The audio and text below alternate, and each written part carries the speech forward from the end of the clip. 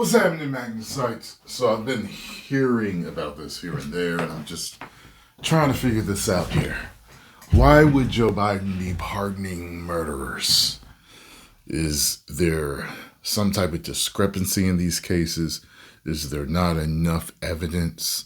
We know there's people in prison that are innocent.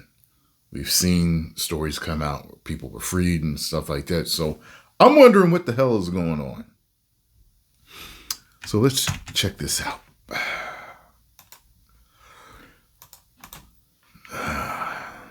Come on, man. Joe Biden commuted death sentences of 37 death row inmates just 2 days before the families of their victims gather for Christmas. Biden defending his move, explaining, quote, "I condemn these murderers and grieve for the victims of their despicable acts, but guided by my conscience and my experience, I am more convinced than ever that we must stop the use of the death penalty."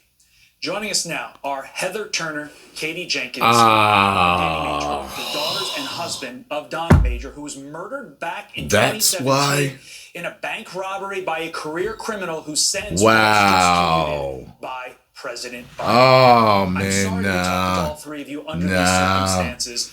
I got a problem with that. There's a lot of real disgusting, dark people out there. They take lives. They don't care about what they do. And I told you, I'm a spiritual man, so I believe in a creator. But I'm not very religious. So, religious teachings don't always line up with me, so to speak. But an eye for an eye, I agree with most of the time. You go out callously taking lives, well, you shouldn't have yours. I cannot even put myself in your position to know how difficult this would be anyway. And you know they were waiting for that vindication. But especially Christmas week. Heather, what was your reaction when you heard the news? Anger. Absolute anger. We were told from our prosecution. Wait a minute. Why are there so many people that, and I don't hear about this much, but apparently if he thinks that we shouldn't have the death penalty, why? Why? Do they think it's barbaric? I understand. Do they think it's unjust? Do they think it's savage?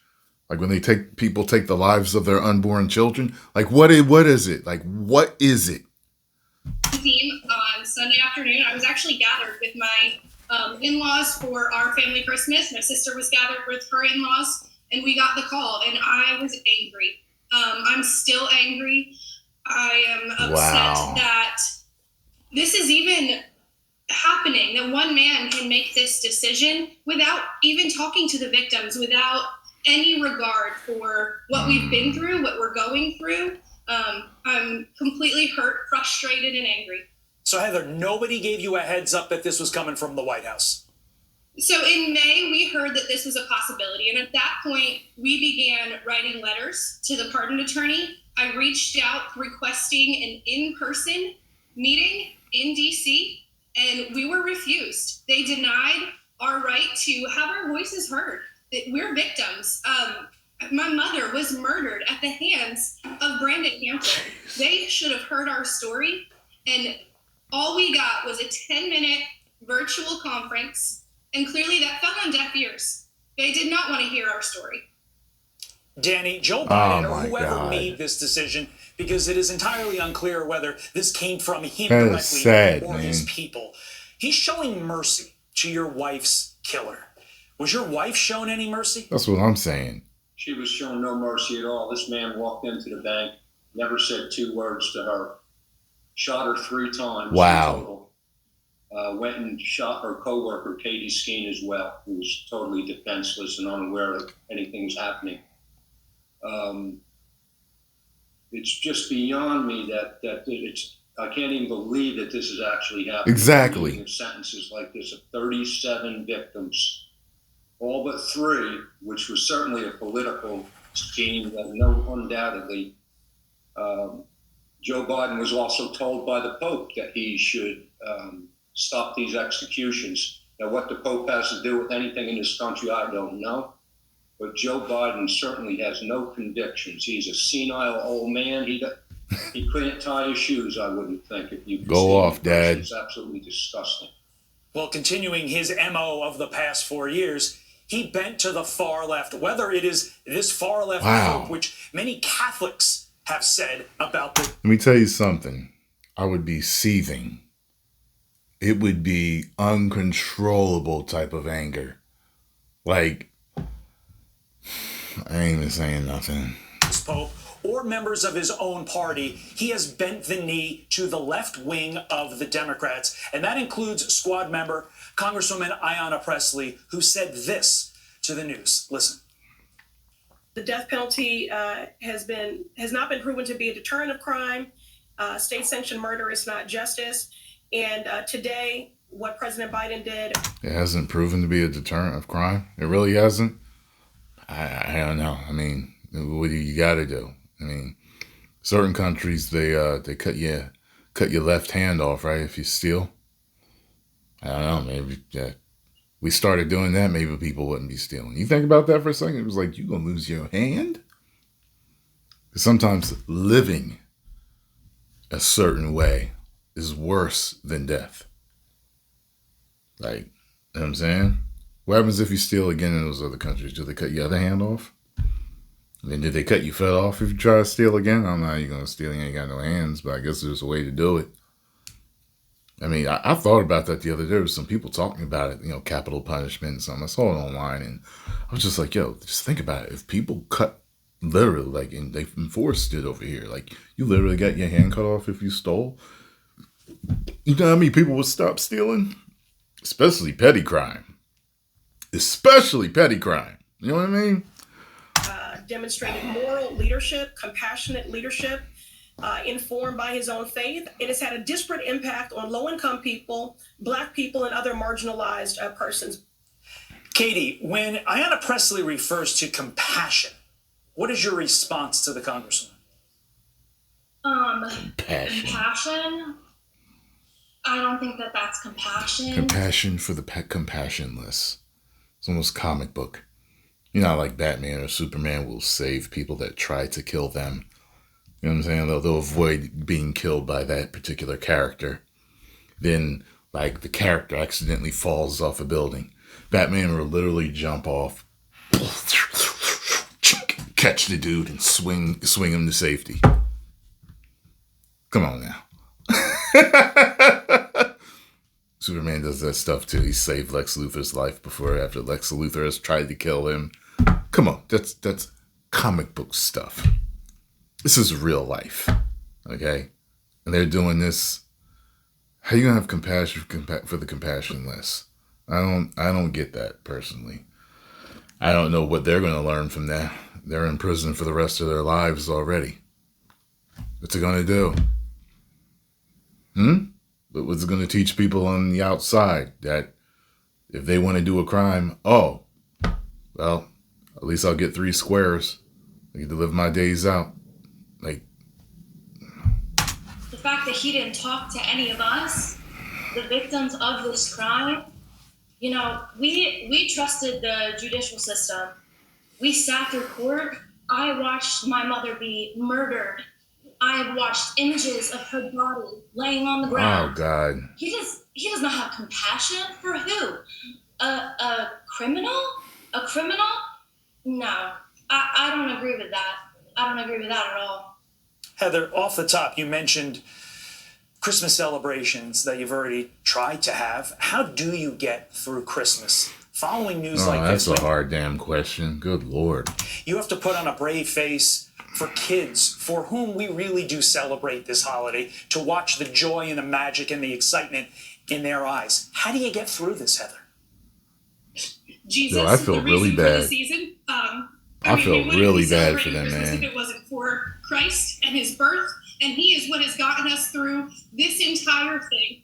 We have leaned into Jesus. He has provided us strength and a peace that is beyond all understanding, because he's the Son of Peace. And I'm just so thankful for the Lord and for my faith and for my family. I have 3 small children. My sister has 1 baby. This So it's kind of interesting because, like we're in like a Christian nation, sort of. I know theorists. I know. Just go with me on this. And in the Bible, even God put people to death. Okay? And God instructed, even in his laws, you do this, well, you got to go. So, I don't understand what it is with all this compassion for the compassionless. I know there's different murky type of stories out there where it's like, well, this happened, and that, and then that's how the person died. And it's like, oh, okay, well, that's, I know. I watch plenty of, documentaries on different crimes and stuff, but just sounds like this dude, you just walked in, shot her co-worker, and stole some money or attempted to steal some money, and that's it. You know what I mean?